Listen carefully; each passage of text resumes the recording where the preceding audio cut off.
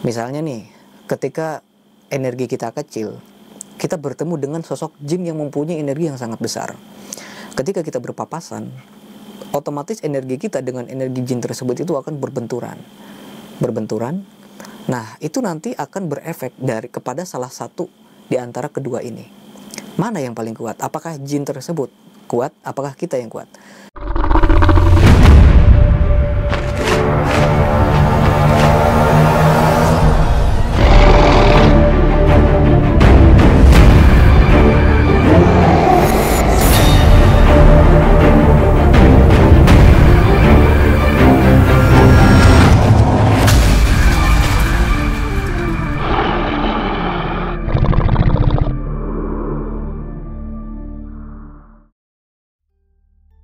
Assalamualaikum warahmatullahi wabarakatuh. Ketemu lagi dengan saya Ki Bagus Purwas. Salam spiritual. Apa kabar sedulur semua? Semoga semuanya selalu dalam keadaan sehat walafiat dan selalu diberikan rezeki yang banyak oleh Allah Subhanahu wa taala. Amin ya Allah ya rabbal alamin. Jadi pada video kali ini saya kembali lagi hadir untuk menemani sedulur semua. Saya akan kembali lagi hadir membahas tentang dunia spiritual, dunia supernatural, dan juga dunia ilmu kegoiban. Lalu apa yang akan saya bahas kali ini? Nah, video yang akan saya bahas ya pada video kali ini yaitu tentang energi. Tentang energi sebuah amalan, begitu. Nah, tentu saja ketika kita mengamalkan suatu ilmu ya, yaitu ilmu hikmah, ilmu kejawen, ilmu buhun, atau ilmu apapun, atau bahkan khodam. Ketika kita mempunyai khodam gitu ya, tentu kan semua dari yang kita punya itu terukur dari power energi. Semakin tinggi energinya maka akan semakin kuat, begitu kan? Semakin tinggi energi maka akan semakin kuat. Nah, ketika kita mengamalkan suatu amalan ya, ketika kita mengamalkan suatu amalan, itu secara kita tidak langsung, itu sebenarnya kita sedang memperkuat suatu energi. Bahkan ketika kita berdoa memanjatkan sebuah doa, kita itu sedang membentuk sebuah energi. Kita sedang membentuk sebuah energi, sebuah kekuatan, yang mana nanti energi itu terbentuk sebuah doa itu terbentuk menjadi sebuah energi dan kita kirimkan kepada Tuhan yang Maha Kuasa, begitu ya. Jadi semua doa, semua amalan itu sebenarnya konsepnya itu adalah doa, dan doa itu adalah energi, begitu kan. Nah, ketika kita mengamalkan suatu amalan, tentu saja kan amalan itu kan bermacam-macam ya. Ada yang seperti kalimatnya itu mengandung sebuah doa, permohonan, ada yang kalimatnya itu mengandung sebuah puji-pujian gitu ya.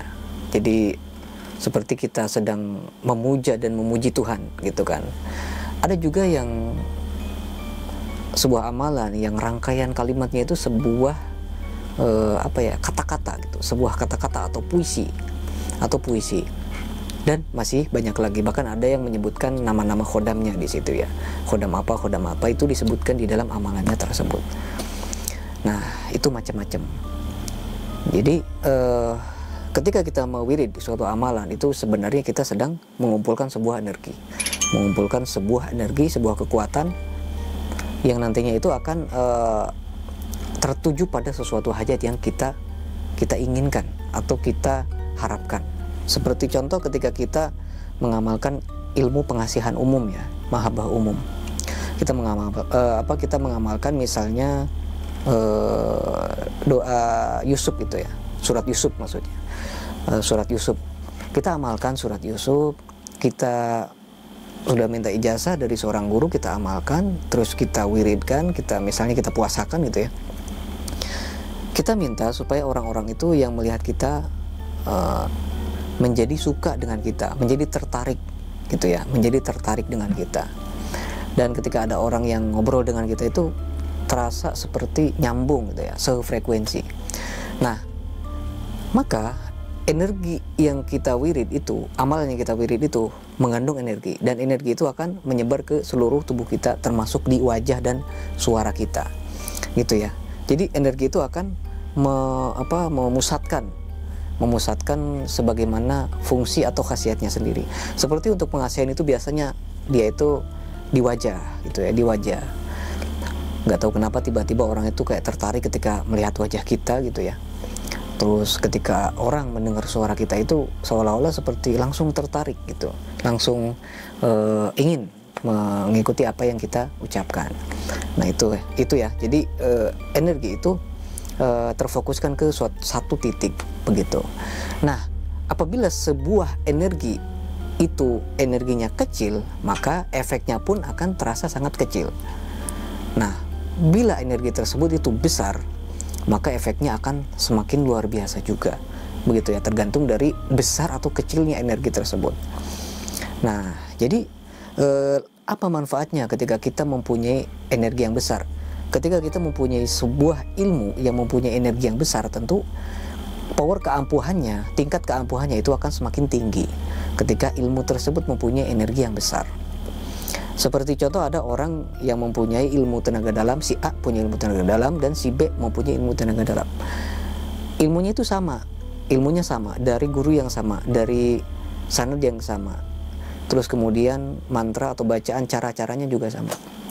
Tapi ketika si A ini tidak pernah mewiridkannya, tidak pernah mengolah, ya mungkin dia olah pun jarang gitu ya, tapi si B ini diolah setiap hari, dia asah terus setiap hari, tentu energi powernya itu akan semakin menguat. Sedangkan si A ini energinya lemah.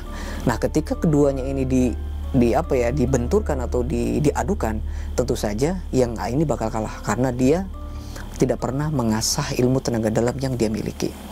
Begitu kan. Nah, tentu ini kan sudah jelas. Sebuah amalan itu bisa diukur dari tingkat kekuatannya, begitu ya. Sebuah amalan, sebuah ilmu itu bisa diukur dari tingkat kekuatannya. Makanya kan ada sebuah ilmu yang mempunyai berbagai tingkatan. Ada tingkat 1, 2, 3, sampai 7, bahkan sampai ke 87 gitu ya. Tentu setiap tingkatan itu mempunyai power, mempunyai energi yang berbeda-beda. Semakin tinggi tingkatnya, maka akan semakin kuat powernya gitu ya. Tidak mungkin power yang paling tinggi itu ditaruh di tingkat yang paling dasar. Tidak mungkin ya kan? Tentu setiap tingkat yang dasar itu mempunyai power energi yang dasar atau yang kecil gitu. Untuk apa? Untuk menyesuaikan pada diri kita. Ketika kita sudah terbiasa menyesuaikan dengan energi yang kecil, nanti naik yang agak besar sedikit, dan agak besar, dan terus menerus sampai ke tingkat yang paling tinggi begitu. Nah, lalu bagaimana cara menguatkan atau memperbesar suatu energi ilmu? Ya tentu tergantung dari cara perawatan dari ilmu tersebut yang guru sampean ajarkan. Ada yang diharuskan untuk mewirid setiap malam kelahiran, ada yang diharuskan diwirid misalnya sambil bermeditasi gitu ya. Kadang ada yang harus ditirakati, dipuasai, dan macam-macam lah intinya.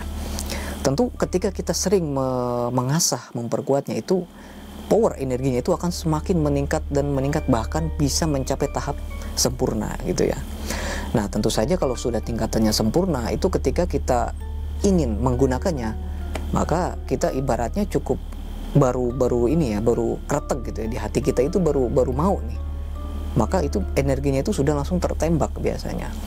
Itu dikarenakan energinya sudah sangat kuat dan sudah sangat matang begitu. Lalu apalagi manfaat ketika seseorang mempunyai energi yang sangat besar? Itu tergantung dari bentuk energinya.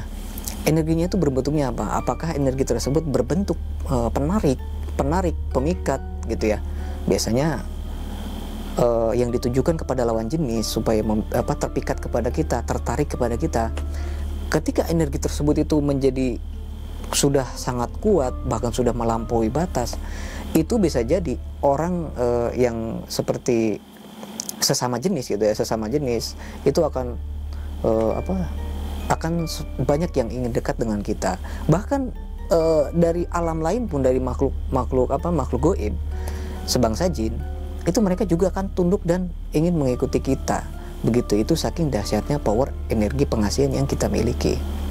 Begitupun dengan apa tadi, power energi, seperti contoh kita itu mempunyai energi penghancur, seperti contoh seperti kulhu geni, terus apa, kumara geni, terus inti lebur sakti yang mempunyai basic energi yang keras dan penghancur.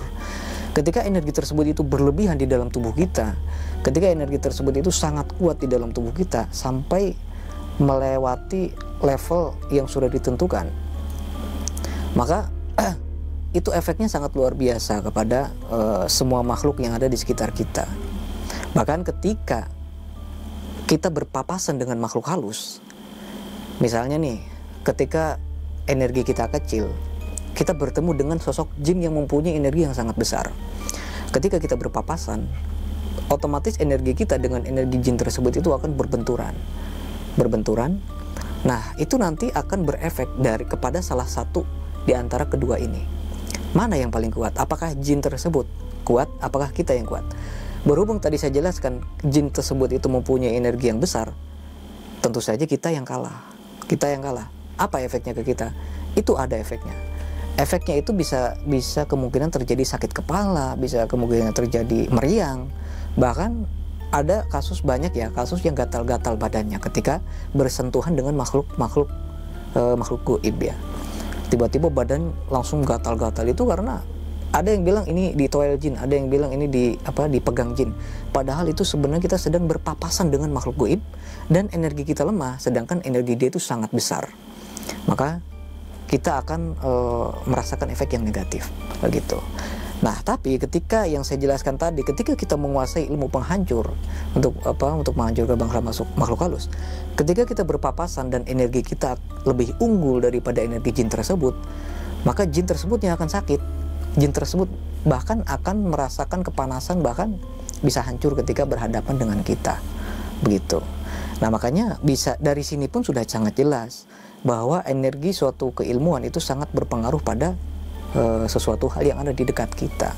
Bahkan bukan hanya manusia pun akan merasakan getaran yang sangat luar biasa ketika bersentuhan. Bahkan jarak beberapa meter dari kita pun mereka sudah bisa merasakan getaran dari tubuh kita begitu.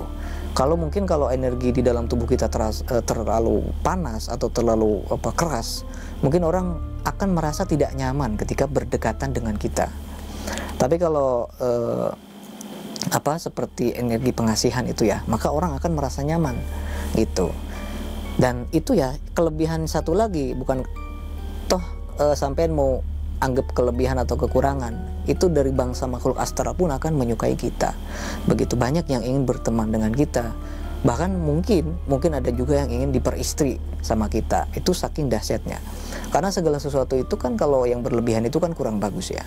Tapi di sini yang bukan yang berlebihannya, tapi yang kuatnya gitu ya. Tapi yang saya jelaskan itu adalah power yang sangat kuat begitu. Nah, jadi itu ya. Sebenarnya sebuah energi itu berpengaruh, energi yang kecil dan yang besar. Tapi ketika kita berdoa, ketika kita memohon dan kemudian kita istilahnya menggunakan amalan yang kita miliki, lewat doa amalan yang kita miliki, kita punya hajat, kita wirid dengan amalan yang kita miliki, tentu itu berbeda lagi ya sedulur. Mungkin ada juga beberapa dari sedulur itu yang memang langsung tajrib, langsung terbukti, ada yang langsung terkabul begitu kan. Mungkin ada sebagian yang tidak, meskipun orang tersebut mempunyai energi yang besar, itu belum pasti.